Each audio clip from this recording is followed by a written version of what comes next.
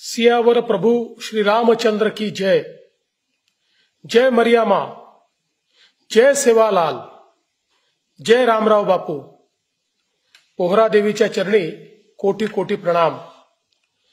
आज आपण प्रभु श्री रामर पवित्र जन्मोत्सव मनाय सारू।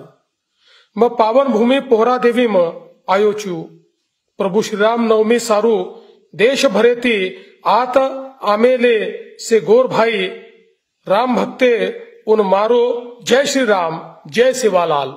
आज प्रभु श्री राम नवमी व श्री संत सेवालाल महाराज जन्मोत्सव सोहळ्याच्या निमित्ताने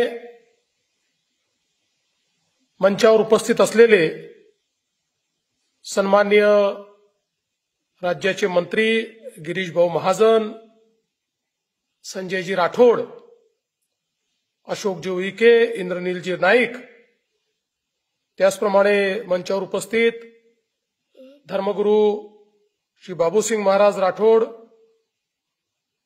श्री निलय नाईक, श्री तुषार राठोड, श्री सर्वच मंचावरील आमचे धर्मगुरू, गुरुजन, नेते मंडळी आणि उपस्थित सर्व माता भगिनी आणि बंधूंनो,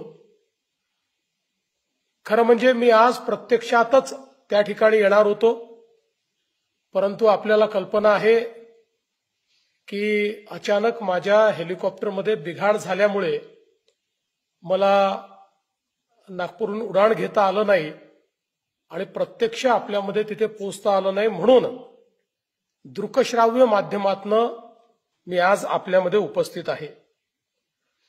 रामनवमीच्या या पवित्र दिवशी पोहरा देवीच्या म्हणजेच बंजारा समाजाच्या काशीच्या या तीर्थक्षेत्रेच्या पावन भूमीवर या ठिकाणी आपल्या सर्वांना वंदन करताना मला मनापासून आनंद आहे। रामनवमी हा केवळ एक सण नाही, तर तो आपल्या अस्मितेचा, श्रद्धेचा आणि परंपरेचा दिवस आहे।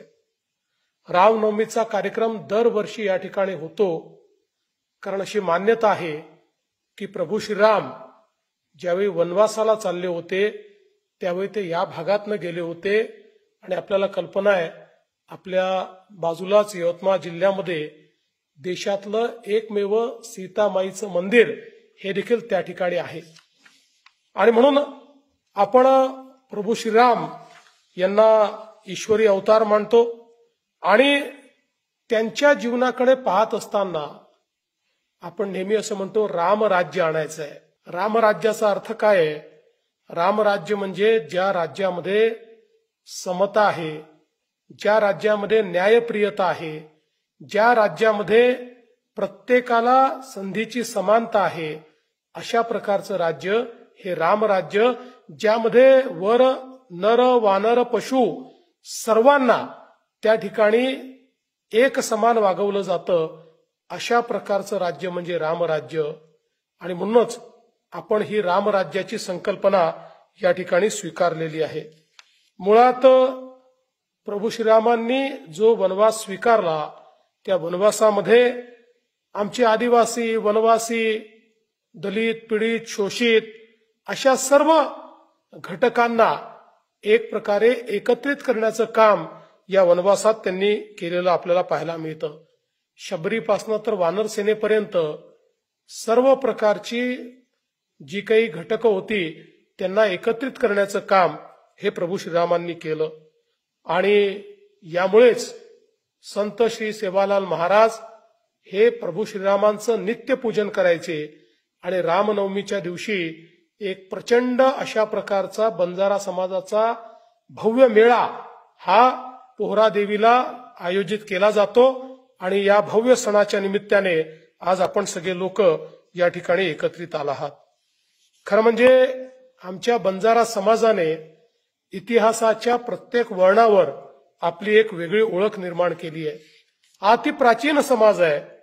ऋग्वेदामध्ये देखील आमच्या बंजारा समाजाचा उल्लेख त्या ठिकाणी दिसतो। अगदी ऋग्वेदापासून तर गुरुग्रंथ साहिब पर्यंत हा जो सगळा प्रवास आहे हा बंजारा समाजाच्या प्राचीनतेचा आपल्याला एक प्रकारे ओळख करून देणारा अशा प्रकारचा हा प्रवास आपल्याला पाहायला मिळतो. आपल्याला ऋग्वेदामध्ये बंजारा समाजाचा उल्लेख पणी या नावानं पाहायला मिळतो. सम्राट अशोक यांच्या काळामध्ये ह्याच बंजारा समाजाचा उल्लेख सार्थवाह म्हणून आपल्याला पाहायला मिळतो. 4थ्या शतकात गोर या नावाने बंजारा समाजाचा आपल्याला उल्लेख त्या ठिकाणी पाहायला मिळतो.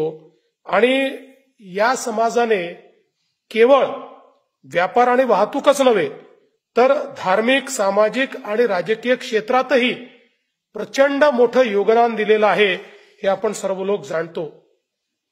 शीख धर्माचे पहिले गुरु नानक देवजी बंजारा समाजाच्या तांड्यासोबत राहायचे आणि त्यांच्यासोबत यात्रा करत असत.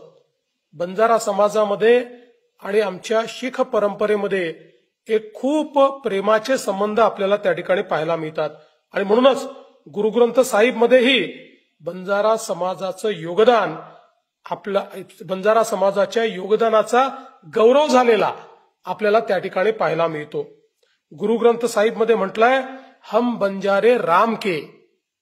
रामाचं महत्व हे किती आहे आणि म्हणूनच आज रामनवमीच्या निमित्ताने आपण सर्व लोक या ठिकाणी एकत्रित आलो. खरं म्हणजे बंजारा समाज हा शौर्य, पराक्रम आणि बलिदानाचं प्रतीक राहिलेला आहे. मणिसिंग बंजारा, लखीशाह बंजारा, माधवदास बंजारा यांच्यासारख्या वीरांनी आपल्या राष्ट्राकरता, धर्माकरता आणि शीख परंपरेकरता देखील, शीख धर्माकरता देखील मोठं बलिदान दिलेलं आपल्या सगळ्यांना पाहायला मिळतं. आणि म्हणूनच आज खरं म्हणजे या बलिदानाची आठवण करणं हे देखील अत्यंत महत्वाचं आहे. 18व्या शतकापर्यंत बंजारा समाज हा जागतिक स्तरावर व्यापार करताना आपल्याला पाहायला मिळतो. या समाजाने बांधलेल्या किल्ल्यांमध्ये एक मोठा इतिहास आपल्याला पाहायला मिळतो. किल्ले लोहगड सारखा किल्ला जो 7000 एकरावर त्या ठिकाणी पसरलेला आहे.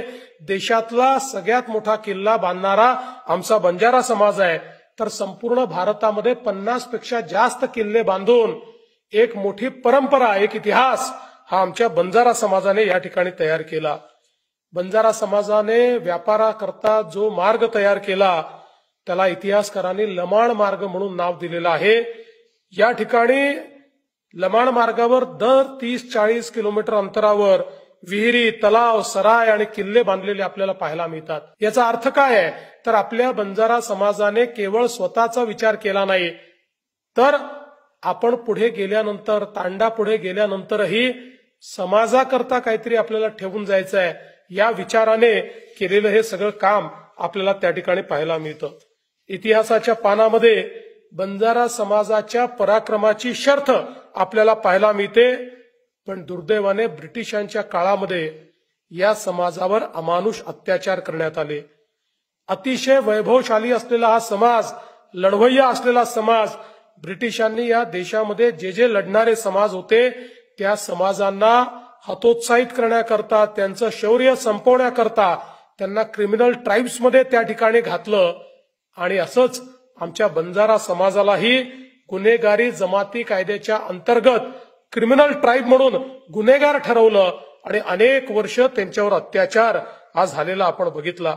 विशेषतः ब्रिटिशांनी जो आमच्या बंजारा समाजाचा प्रमुख व्यवसाय होता, वाहतूक आणि व्यापार, त्याच्यावर मोठ्या प्रमाणात नियंत्रण मिळवून बंजारा समाजाला त्या ठिकाणी अतिशय अडचणीची परिस्थिती ही तयार केली. त्या काळच्या अर्थव्यवस्थेवर बंजारा समाजाचा एक मोठा पगडा होता. तो पगडा तुटून ती अर्थव्यवस्था आपल्या हाती आली पाहिजे याकरता बंजारा समाजाचा अमानुष छळ करण्याचं काम हे देखील या ठिकाणी खऱ्या अर्थानं आपण सगळ्यांनी बघितलं की इंग्रजांनी केलं. आणि म्हणून या समाजाला अनेक ठिकाणी लपावं लागलं. अनेक ठिकाणी आपले तांडे दूरदराज अशा भागामध्ये त्या ठिकाणी बसावे लागले. स्त्रियांना देखील खूप मोठ्या प्रमाणात त्या काळामध्ये अन्याय सहन करावा लागला. पारंपरिक व्यवसायावर बंदी पडली. परंतु अशाही परिस्थितीमध्ये आमच्या बंजारा समाजाने आपली संस्कृती, आपली भाषा, आपल्या कला, आपलं जे काही समृद्ध अशा प्रकारचं वैभव या सगळ्या गोष्टी जपून ठेवल्या आणि अतिशय विपरीत परिस्थितीमध्ये देखील या सगळ्या गोष्टी त्यांनी त्या ठिकाणी केलेल्या आपल्याला पाहायला मिळतात. स्वातंत्र्यानंतर समाजाने संपूर्ण पुनर्निर्माण हे त्या ठिकाणी केलेलं आपल्याला पाहायला मिळतं. आणि ज्यांना क्रिमिनल ट्राईब्स अशा प्रकारे संबोधित करण्यात आलं होतं, स्वातंत्र्यानंतर अतिशय मोठ्या प्रमाणात राजकीय क्षेत्रामध्ये, सामाजिक क्षेत्रामध्ये बंजारा समाजाच्या अनेक नेत्यांनी त्या ठिकाणी आपलं एक अत्यंत महत्वाचं स्थान हे तयार केलं. आणि वसंतराव नाईक साहेब यांच्यासारख्या एका नेत्याने महाराष्ट्रामध्ये तब्बल 11 वर्ष महाराष्ट्राचं मुख्यमंत्री पद गाजवलं. हे देखील मला असं वाटतं की समाजाकरता एक अत्यंत मोठी गोष्ट आहे. आजही आपण मंचावर बघतोय आमचे मंत्री असतील, आमदार असतील, हे बंजारा समाजाचं प्रतिनिधित्व करत असताना अतिशय चांगलं काम हे या ठिकाणी करतायत. खरं तर संत सेवालाल महाराज यांनी मानवतावादी दृष्टिकोनातून 18व्या शतकात केलेलं कार्य हे अत्यंत महत्वपूर्ण अशा प्रकारचं कार्य आहे. खरं तर 7 पिढ्या घरी बसून खातील एवढी श्रीमंती असताना देखील त्या ठिकाणी संत सेवालाल महाराजांनी गरिबांची सेवा करण्याचं व्रत घेतलं आणि संत म्हणून त्या ठिकाणी मोठ्या प्रमाणात समाजाला दिशा देण्याचं काम हे त्यांच्या माध्यमातून झालेलं आपण सगळ्यांनी बघितलं. समाजाला पुढे नेण्याचं काम त्यांनी केलं. आणि म्हणूनच अशा या समृद्ध बंजारा समाजाचे ही जी आमची काशी आहे पोहरादेवी, याचा विकास झाला पाहिजे याचा ध्यास आम्ही मनामध्ये घेतला. आणि ज्यावेळेस मी मुख्यमंत्री होतो त्यावेळेस पहिल्यांदा आपण 100 कोटी रुपये या ठिकाणी विकासाकरता दिले. या विकासाचं एक ब्ल्यूप्रिंट आपण तयार केला. आमचे संजय राठोडजी असतील, या ठिकाणी आमचे आमदार असतील, निलय नाईकजी असतील, इंद्रनील नाईकजी असतील, या सगळ्यांनी, आमचे तुषार राठोड असतील, या सगळ्यांनी याच्यामध्ये पुढाकार घेतला.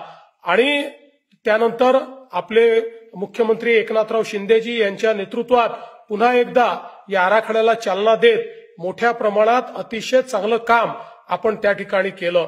खरं म्हणजे रामराव बापू असतील किंवा बाबूसिंग महाराज असतील, यांनी सातत्याने खूप या गोष्टीचा पाठपुरावा केला. आणि सगळ्यात महत्वाचं की आमचे सगळे जे त्या ठिकाणचे महंत आहेत यांनी खूप पाठिंबा या ठिकाणी दिला. सगळे आपले मतभेद विसरून आणि हे काम झालं पाहिजे अशा प्रकारचा प्रयत्न केला. त्यामुळे 700 कोटी रुपये खर्चून आज आपलं नंगारा भवन असेल किंवा वेगवेगळ्या प्रकारच्या आपले जे मंदिर आहेत त्या मंदिराचा पुनर्विकास असेल, हा त्या ठिकाणी होताना आपल्याला पाहायला मिळतोय. केंद्र सरकारमध्येही माननीय पंतप्रधानांनी पहिल्यांदा बंजारा बोर्डची स्थापना केली आणि आपल्याही नंगारा भवनच्या उद्घाटनाकरता देशामध्ये बंजारा समाजाच्या काशीमध्ये पहिल्यांदा आलेले जर कोणी प्रधानमंत्री असतील तर ते आपले नरेंद्र मोदीजी आहेत. हे देखील मला अतिशय अभिमानानं सांगायचं आहे. आज आपण राज्यामध्ये वसंतराव नाईक संशोधन प्रशिक्षण केंद्राची स्थापना या ठिकाणी केलेली आहे. ग्रामपंचायतीचे प्रश्न होते, तांड्याला ग्रामपंचायतीचा दर्जा द्यायचा होता, त्याकरता सर्व अटी शिथिल करून तेही काम आपण हातामध्ये घेतलंय. तांड्यांकरता आपण सेवालाल महाराज तांडा समृद्धी योजना आणली. 500 कोटी रुपये मागील वर्षी आपण या अंतर्गत दिलेले आहेत. आणि तांड्यांमधली मूलभूत सोय जी आहे ती करण्याचा प्रयत्न आपण करतोय. मुंबईमध्ये बंजारा भवन निर्माण करण्याकरता आमचे संजू भाऊ हे चांगल्या प्रकारे त्या ठिकाणी प्रयत्न करतायत. त्यामुळे एकूणच आपल्या बंजारा समाजाच्या विकासाकरता आपलं सरकार हे सातत्याने त्या ठिकाणी काम करत आहे. आणि मला हे नमूद केलं पाहिजे की 14 ते 19 आपलं युतीचं सरकार असो किंवा 22 ते 24 आपलं पुन्हा आलेलं युतीचं सरकार असो आणि आता तुमच्या आशीर्वादानं प्रचंड मतानं निवडून आलेलं आपलं युतीचं सरकार असो, या ठिकाणी झालेलं काम हे युतीच्या सरकारच्या माध्यमातूनच झालेलं आहे. हे निश्चितपणे मला सांगितलं पाहिजे की आपण जो पुढाकार घेतला त्या पुढाकारातूनच हे सर्व काम या ठिकाणी होतं आहे. पण याचं श्रेय आमचं नाही आहे, याचं श्रेय हे आमच्या बंजारा समाजाच्या सर्व धर्मगुरूंचं आहे, आमच्या सर्व बंजारा समाजाच्या भाविकांचं आहे की ज्यांनी आमच्यावर खूप प्रेम केलं, आम्हाला वारंवार या ठिकाणी बोलवलं आणि आमच्या हातून ही सेवा घडवण्याकरता आम्हाला आपण सगळ्यांनी आशीर्वाद दिले. मी पुन्हा एकदा आपल्याला आश्वस्त करतो, आमचे गिरीश भाऊ महाजन या ठिकाणी आहेत, आमचे संजू भाऊ राठोड आहेत, आमचे इंद्रनील नाईक या ठिकाणी आहेत, निलय नाईक आहेत, तुषार राठोड आहेत. आम्ही सगळे अतिशय ताकदीनं आपल्या पाठीशी उभं राहू. उरलेलं काम जे आहे तेही आपण पूर्ण करू आणि पुढच्या काळामध्ये ही जी आमची बंजारा काशी आहे ही देशातलं एक महत्वाचं स्थान बनेल अशा प्रकारचा आमचा प्रयत्न आहे. रस्त्यांची कनेक्टिव्हिटी, रेल्वेची कनेक्टिव्हिटी, सर्व प्रकारची कनेक्टिव्हिटी ही या ठिकाणी पोहोचवण्याचं काम आपण करतो आहे. आणि मला विश्वास आहे या रामनवमीच्या निमित्ताने आपण ही रामनवमी साजरी करत असताना एकच गोष्ट लक्षात ठेवली पाहिजे, जिथे धर्म आहे तिथे विजय आहे आणि जिथे राम आहे तिथे सत्य आहे. त्यामुळे धर्माची आणि सत्याची कास ही आपल्याला कधीच सोडायची नाहीये. सेवालाल महाराज यांनी आपल्या मधल्या प्रत्येकामधल्या रामाला जागृत करण्याचं काम हे त्या ठिकाणी केलेलं आहे. आणि आपल्याला सेवालाल महाराजांनी दाखवलेला जो मार्ग आहे त्या मार्गानेच या ठिकाणी चालायचं आहे. खरं म्हणजे आज माझी पत्नी देखील या कार्यक्रमाला येणार होती आणि तिची इच्छा होती या लाखो सगळ्या लोकांसमोर संत सेवालाल महाराजांवर तिने जे एक भक्तिगीत म्हटलेलं आहे ते तिला सादर करायचं होतं. त्यामुळे तिचाही त्या ठिकाणी एक प्रकारे निराशा झालेली आहे. पण पुढील वर्षी आम्ही दोघंही निश्चितपणे रामनवमीच्या दिवशी कार्यक्रमाला येऊ हा विश्वास मी आपल्याला देतो. पुन्हा एकदा आपल्या सर्वांची क्षमा मागतो की त्या ठिकाणी मी पोचू शकलो नाही. मी संत सेवालाल महाराजांच्या चरणी नतमस्तक होतो, प्रभू श्रीरामांच्या चरणी नतमस्तक होतो आणि माझं बोलणं संपवतो. सेन जय सेवालाल.